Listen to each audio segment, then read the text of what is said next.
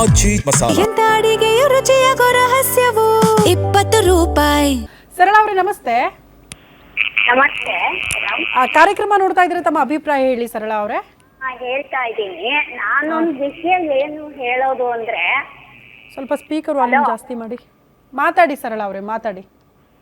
ನಾನು ಹೇಳೋದು ಏನು ಅಂದ್ರೆ, ನೋಡಿ, ಯಾರನ್ನು ಬಲವಂತ ಮಾಡ್ಬೇಕಾಗಿಲ್ಲ. ಯಾವುದೇ ಅದು ಅವ್ರವ್ರ ಮನಸ್ಸು. ಈಗ ನಮ್ಮ ಹಸ್ಬೆಂಡ್ ಹೋಗಿ 26 ವರ್ಷ ಆಯ್ತು. ಓಕೆ, ಹಲೋ, ಕೇಳಿಸ್ತಿದೆ ಸರಳ ಅವರೇ, ಮಾತಾಡಿ.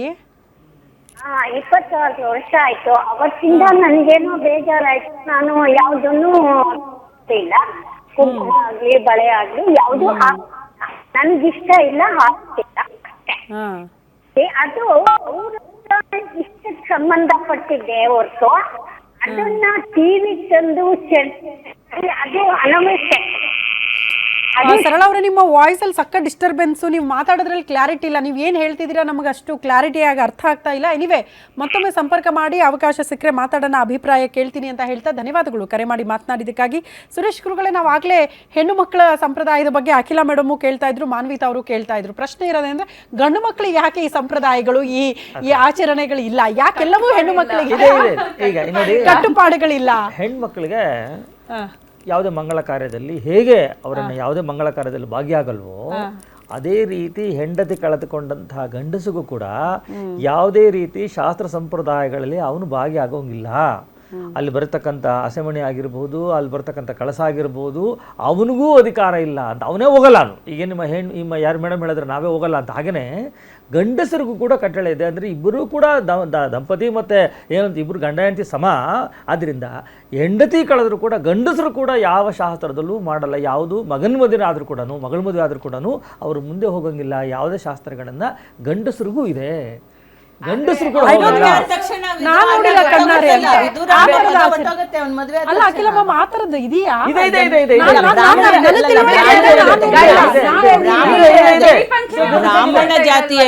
ಬ್ರಾಹ್ಮಣ ಜಾತಿಯಲ್ಲಿ ಜುಟ್ಟು ಬಿಟ್ಕೊಂಡು ಶಾಸ್ತ್ರಗಳು ಮಾಡ್ತಾರಲ್ಲ, ಮದುವೆ ಮಾಡಿಸ್ತಾರಲ್ಲ, ಆ ಮಂಗಳ ಕಾರ್ಯಗಳನ್ನ ಈ ವಿದುರರು ಮಾಡಿಸಬಾರ್ದು ಅನ್ನುವಂಥದ್ದು ಬ್ರಾಹ್ಮಣ ಜಾತಿಯಲ್ಲಿ ಮಾತ್ರ ಇದೆ, ಬೇರೆ ಅಲ್ಲ. ತಳವರ್ಗಕ್ಕೆ ಬೇಕು ಅಂತ ನಿಮ್ ಯಾವ ಶಾಸ್ತ್ರದಲ್ಲೂ ಬರ್ದಿಲ್ಲ, ಆಯ್ತಾ? ಇದ್ರೆ ನೀವು ತೋರಿಸಿ. ಹಂಗಾಗಿ ಬ್ರಾಹ್ಮಣ ವಿದುರರು ಮಾತ್ರ ಅದನ್ನ ಫಾಲೋ ಮಾಡ್ಬೇಕು ಅಂತ ಇದೆ. ಆದ್ರೆ ಅವ್ರ ಮರು ಮದುವೆ ಆದ ತಕ್ಷಣ ಅವ್ರ ಸ್ಥಾನ ಮತ್ತೆ ವಾಪಸ್ ಬಂದ್ಬಿಡ್ತದ ಅವ್ರಿಗೆ. ಎಲ್ಲ ದೇವಸ್ಥಾನಗಳ ಹತ್ರ, ಕಾಶಿ ಆಗ್ಬೋದು, ವಾರಣಾಸಿ, ಎಲ್ಲ ಕಡೆ ವಿಧವೆಯರ ಒಂದು ಮನೆಗಳಿದಾವೆ. ಅಲ್ಲಿ ಎಷ್ಟು ದಾರುಣವಾಗಿ ಜೀವನ ಮಾಡ್ತಾ ಇದ್ದಾರೆ ವಿಧವೆಯರು ಇವತ್ತಿಗೂ. ನೀವು ನೋಡಿದ್ರೆ ಯಾಕೆ ವಿಧವಾ ಪಟ್ಟ ಕೊಟ್ಟು ಹೆಣ್ಮಕ್ಳನ್ನ ಕೀಳಾಗಿ ಹಂಗೆ ನಡೆಸಿದ್ರು, ಕೆಂಪು ಬಟ್ಟೆ ಉಡ್ಸೋದು, ತಲೆ ಬೋಳ್ಸೋದು, ವಿಕಾರ ಮಾಡುದು ಹೆಣ್ಮಕ್ಳುಗಳನ್ನ, ಅಥವಾ ಗಂಡನ ಜೊತೆ ಸುಟ್ಟಾಕೋದು, ಈ ಎಲ್ಲ ಸಂಪ್ರದಾಯಗಳನ್ನ ಯಾರು ತಂದವರು? ಹೆಣ್ಮಕ್ಳು ಬರ್ಕೊಂಡ್ರ ನಮಗೆ ಹಿಂಗೆ ಬೇಕು ಅಂತ? ಇಲ್ಲ ಅಲ್ವಾ? ಸೊ ನಾನು ಹೇಳ್ದಂಗೆ ಅವಾಗ ಬೇಕಾದಂತಹ ಕೆಟ್ಟ ಮಾನಸಿಕ ಸ್ಥಿತಿ ಇದ್ದಂತಹ ಯಾರೋ ಗಂಡಸರುಗಳು, ಶಾಸ್ತ್ರ ಸಂಪ್ರದಾಯ ಮಾಡಿದ ಗಂಡಸರುಗಳು ಬರ್ದಿರುವಂಥದ್ದು ಅವರ ತಟ್ಟೆ ಕಾಸ್ಗೋಸ್ಕರ. ಅದನ್ನ ನಾವು ಇವತ್ತಿಗೂ ಅನುಸರಿಸುವಂತಹ ಅಗತ್ಯ ಇಲ್ಲ. ನಿಮ್ಗೆ ಇಷ್ಟ ಇದೆಯಾ, ನೀವು ಯಾವ ತರ ಬೇಕಾದ್ರೂ ಡ್ರೆಸ್ ಮಾಡ್ಕೊಳ್ಳಿ. ಇಷ್ಟ ಇಲ್ವಾ, ನಿಮಗ್ ಬೇಕಾದಂಗೆ ನೀವು ವೈಯಕ್ತಿಕ ಸ್ವಾತಂತ್ರ್ಯ. ನಾನೇನ್ ಹೇಳ್ತಾ ಇದ್ದೀನಿ ಅಂತಂದ್ರೆ, ಇವಾಗ ವಿಧವೆ ಅಂತ ನನಗೆ ವಿಡೋ ಗೊತ್ತು. ವಿಡೋವರ್ಗೆ ಕನ್ನಡದಲ್ಲಿ ಪದ ಇದೆಯೋ ಇಲ್ವೋ ನನಗೆ ಗೊತ್ತಿಲ್ಲ. ವಿದುರ, ಅವನಿಗೆ ತಿಲಕ ಇಡಬಾರ್ದು, ಕುಂಕುಮ ಹಚ್ಚಬಾರ್ದು, ಅಥವಾ ಗುರುಜಿ ಹಾಕೊಂಡಿದಾರಲ್ಲ ಯೆಲ್ಲೋ ಕಲರ್ ವಸ್ತ್ರ, ಆತರ ಏನು ಬಟ್ಟೆ, ಬರೀ ಬಿಳಿ ಬಟ್ಟೆ. ಬ್ರಾಹ್ಮಣ ಜಾತಿಯಲ್ಲಿ ಪೂಜೆ ಮಾಡ್ತಾರಲ್ಲ, ಆ ಪೂಜಾರಿ ಜಾತಿಗಳಲ್ಲಿ, ಅವ್ರ ಜಾತಿಗಳಲ್ಲಿ ಅಲ್ಲ, ಆತರ ಬರೀ ಬಿಳಿ ಪಂಚೆ, ಬಿಳಿ ಶಲ್ಯ ಅಷ್ಟೇ ಹಾಕೊಬೇಕು, ಈ ತರ ಎಲ್ಲೂ ಇಲ್ಲ. ಆಕ್ಚುಲಿ ಅವ್ರಿಗೆ ಮದುವೆ ಆಗಿದೆ ಅಂತ ಸಂಕೇತವಾಗಿ ಏನೂ ಇಲ್ಲ. ಅದನ್ನ ಕೇಳ್ತಾ ಇದ್ದಾರೆ. ಆಗಿದ್ದಾನೆ ಅನ್ನೋಕ್ಕೂ ಸಂಕೇತ ಏನು ಇಲ್ಲ. ಸಂಪ್ರದಾಯ ಸ್ವಲ್ಪ ಬದಲಾವಣೆ ಆಗಿದ್ದಂದ್ರೆ ಅದೇ ವೈಟ್ ಬಟ್ಟೆ ಧರಿಸಲ್ಲ ಹೆಣ್ಮಕ್ಳು. ಪಾಪ ಈಗ ಅದನ್ನ ತೀರಾ ವೈಟ್ ಬಟ್ಟೆ ಎಲ್ಲ ಇರಬೇಕು ಅನ್ನೋ ತರ ಏನು ನಾನು ಎಲ್ಲೂ ನೋಡಿಲ್ಲ. ಇದೆ madam, ತಾಳಿ ಇಲ್ಲೂ ಮತ್ತೆ ಹಳ್ಳಿ ಕಾಲು ಕಡೆ ಉಂಗುರ ಇದೆ. ಮತ್ತೆ ಅರಿಶಿನ ಕುಂಕುಮ ಇದು ಯಾವ್ದನ್ನ ಕೂಡ ಈಗ ಅರಿಶಿನ ಕುಂಕುಮ ಪಾಪ ದೇವ್ರ ನೋಡಕ್ಕಾರು ಕರೆದ್ರು ಕೂಡ ಮುಂದೆ ತಟ್ಟೆನಿ ತಗೊಂಡು ಹೋಗಂಗಿಲ್ಲ ಅಂತ ಪರಿಸ್ಥಿತಿ ಬಂದ್ಬಿಟ್ಟಿದೆ ಅಂತ ಭಯ ಬಿದ್ಬಿಡ್ತಾರೆ ತಟ್ಟೆ ಮುಂದೆ ಬಂದ್ರೆ ಅಂತ. ಆ ವ್ಯವಸ್ಥೆ ಇದೆ. ಆದ್ರೆ ವೈಟ್ ಬಟ್ಟೆಯನ್ನ ಧರಿಸಲೇಬೇಕು ಅದು ಕಂಪಲ್ಸರಿ ಅನ್ನೋ ಸ್ವಲ್ಪ ಚೇಂಜ್ ಆದಂಗೆ ಕಾಣಿಸುತ್ತೆ ಮನಸ್ಥಿತಿ. ಚೇಂಜ್ ಆಗಿದೆ ಈಗ. ಅದು ಮನಸ್ಥಿತಿ change ಆಗಿದೆ. ಕೆಲವು ಏನೋ ಸಮಾಜದಲ್ಲಿ ಇರಬಹುದು, ಮೋಸ್ಟ್ಲಿ ಜೈನ ಸಮುದಾಯ ಅಥವಾ ಬ್ರಾಹ್ಮಣ ತೀರಾ ಸಂಪ್ರದಾಯವಾದಿ ಬ್ರಾಹ್ಮಣ ಹಳ್ಳಿಗಳಲ್ಲೂ ಇದೆ ಮೇಡಮ್, ಇನ್ನು ಸ್ವಲ್ಪ ಹಳ್ಳಿಗಳಲ್ಲಿ ನಾರ್ತ್ ಹಳ್ಳಿಗಳಲ್ಲಿ ಇಂಡಿಯಾದಲ್ಲೂ ಇದೆ. ಶೂದ್ರ ಜಾತಿಗಳಲ್ಲಿ ಯಾರು ಮಾಡಲ್ಲ ಅದನ್ನ. ಶೂದ್ರರು ಯಾರು ಮಾಡಕ್ ಹೋಗಲ್ಲ, ಯಾಕಂದ್ರೆ ಅವ್ರಿಗೆ ಹೊಲ ಮನೇಲಿ ದುಡಿಯೋದೇ ಸಾಕಾಗೋಗಿರ್ತದೆ. ಯಾವ್ದೋ ಒಂದ್ ಬಟ್ಟೆ ಸಿಕ್ಕಿದ್ರೆ ಅದನ್ನ ಹಾಕೊಂಡೇ ಜೀವನ ಮಾಡೋದು ಸಾಕಾಗೋಗಿರತ್ತೆ. ಪರ್ಟಿಕ್ಯುಲರ್ ಆಗಿ ನಮ್ಗೆ ಇದೇ ಬಟ್ಟೆ ಬೇಕು, ಅಲ್ಲಿವರೆಗೂ ಇದ್ದಂತ ಸೀರೆಗಳನ್ನೆಲ್ಲ ಏನ್ ಮಾಡ್ತಾರೆ? ಅಥವಾ ಇನ್ನೊಂದಷ್ಟು ಸೀರೆ ಬೇಕು ಅಂದ್ರೆ ಎಲ್ಲಿಂದ ತರ್ತಾರೆ? ದುಡ್ಡೇ ಇರಲ್ಲ. ಒಬ್ರು ಕಾಲರ್ ಇದ್ದಾರೆ. ಮಂಜುನಾಥ್ ಅವರೇ ನಮಸ್ತೆ. ಓಕೆ, ಕರೆ ಕಟ್ ಆಗಿದೆ. ಕಂಟಿನ್ಯೂ ಮಾಡಿ ಅಖಿಲಮ್ಮ. ಸೊ ಹಿಂಗಿರುತ್ತದೆ.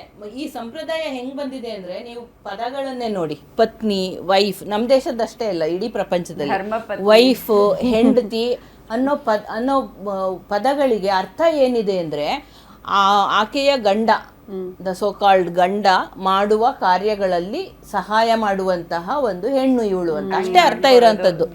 ಅಷ್ಟೇ. ಅವಳಿಗೆ ಇಂಡಿಪೆಂಡೆಂಟ್ ಅಸ್ತಿತ್ವನೇ ಇಲ್ಲ. ಹೆಂಡತಿ, ವೈಫು, ಪತ್ನಿ ಅಂತ ಅನ್ನಿಸ್ಕೊಂಡ ತಕ್ಷಣ. ಆದ್ರೆ ಗಂಡ, ಯಜಮಾನ, ಹಸ್ಬೆಂಡ್ ಅಂದ ತಕ್ಷಣ ಅವನು ಒಡೆಯ ಆಗ್ತಾನೆ. ಗಂಡ, ಮೂರು ಲೋಕದ ಗಂಡ ಅಂತ ಯಾವ್ದೋ ಹಾಡಲ್ಲಿ ಬರ್ತದೆ, ಯಾವ್ದೋ ಯಜಮಾನ ಅಂತ. ನಮ್ಮ ಯಜಮಾನ್ರು ಅಂತ ಭಾರಿ ಇದ್ರಿಂದ ಹೇಳ್ಕೊಂತಾರಲ್ಲ ಹೆಣ್ಮಕ್ಳುಗಳು.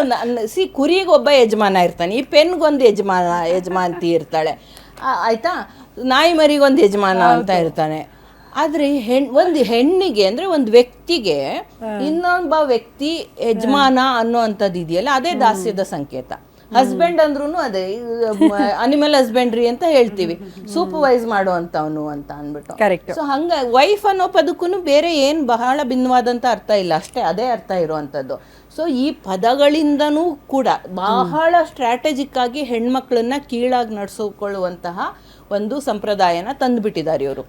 ಸೊ ಅದೇ ಶಬರಿಮಲೆನಲ್ಲಿ ರಿಫ್ಲೆಕ್ಟ್ ಆಗ್ತಾ ಇರುವಂತದ್ದು. ಹೌದು. ಸೊ ನಾನು ಅವಾಗ್ಲೇ ಹೇಳ್ದಂಗೆ ನಾವೆಲ್ಲರೂ ಕೂಡ ಈಗಿನ ಕಾಲಕ್ಕೆ ಅಖಿಲ ಮ್ಯಾಮ್ ಸಮಾನತೆ ಅಂತ ಮಾತಾಡ್ತೀವಿ. ಗಂಡು ಹೆಣ್ಣು ಮಧ್ಯೆ ಯಾವುದು ಕೂಡ ಡಿಫ್ರೆನ್ಸ್ ಇಲ್ಲ. ಬಿಕಾಸ್ ಈಗ ಎಲ್ಲ ಲೈಫ್ ಸ್ಟೈಲ್ಗಳು ಹೆಂಗಿದೆ ಅಂದ್ರೆ, ಅರ್ಧ ಗಂಡ ದುಡಿದ್ರೆ ಅರ್ಧ ಕಾಂಟ್ರಿಬ್ಯೂಷನ್ ಹೆಂಡತಿದು ಕೂಡ ಇರುತ್ತೆ ಆ ಮನೆಗೆ ಅಂತ. ಸೊ ಅದನ್ನ ಅರ್ಥ ಮಾಡ್ಕೊಂಡು ಜೀವನ ಮಾಡಿದ್ರೆ ಓಕೆ, ಇಲ್ಲಾಂದ್ರೆ ನಾಳೆ ದಿನ ಡಿವೋರ್ಸ್ ಕೊಟ್ಟು ಆಚೆ ಹೋಗುವಂತ ಪರಿಸ್ಥಿತಿ ನಮ್ಮಲ್ಲಿ ಇದೆ ಅಂತ. ಸೊ ಇಷ್ಟೆಲ್ಲ ಬದಲಾವಣೆ ಆಗ್ತಾ ಇರುವಾಗ, ಜಗತ್ತು ಸಮಾನತೆ ಬಗ್ಗೆ ಮಾತನಾಡ್ತಾ ಇರುವಾಗ, ಗಂಡ ಹೆಣ್ಣು ಇಬ್ರು ಕೂಡ ಸಮಾನರು ಅನ್ನುವಂಥ ಮನಸ್ಥಿತಿ ಇರುವಾಗ, ಈ ಸಂಪ್ರದಾಯಗಳು ಇನ್ನೂ ಯಾಕಿಷ್ಟು ಹೇರಿಕೆಯ ನೆಪದಲ್ಲಿ ಹೆಣ್ಣು ಮಕ್ಕಳ ಮೇಲೆ ನೀವು ಅದನ್ನ ಟಾರ್ಚರ್ ಆಗಿ ಮಾಡ್ತಾ ಇದ್ದೀರಿ ಅನ್ನೋದೇ ಪ್ರಶ್ನೆ.